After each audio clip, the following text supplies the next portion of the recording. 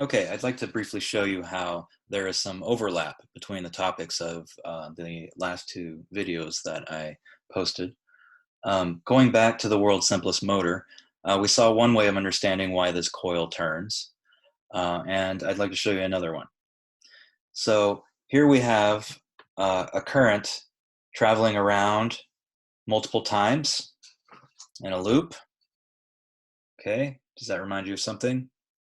It's kind of like a short solenoid, right?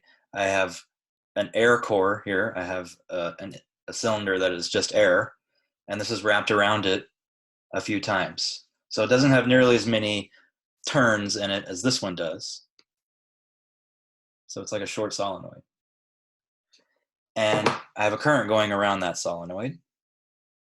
And so this piece of the world's simplest motor is effectively acting like an electromagnet.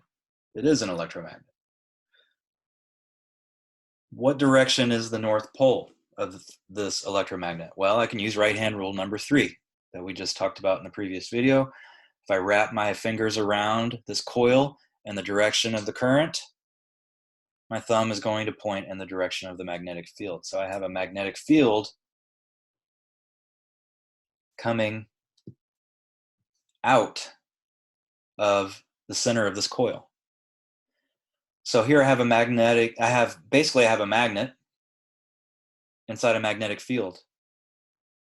And so these two magnets are going to exert torques on each other to try to make them both line up to the magnetic to each other's magnetic field. So this electromagnet is applying a torque down here, trying to rotate this magnet so that it lines up with the magnetic field. But it can't really, because this thing is sitting in this indentation here, so that it can't really be rotated. This one, on the other hand, is just sitting on the tops of these supports, and so it's free to spin. So this magnet is going to apply a torque on this magnet to make them line up with each other. So another way of interpreting the world's simplest motor is that it's the interaction between two magnets. One being this permanent magnet, this disc magnet, and the other being this electromagnet, this coil of wire that has current running through it.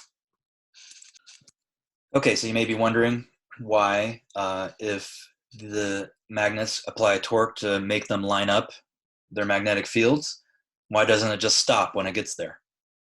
Right, so if this thing starts like this, the magnetic field is coming out of the center towards us, and this magnet exerts a torque so that the north pole of this one lines up with the direction of the north pole of the other one. So they're both pointing to the top of the page. So both north poles are pointing to the top of the page.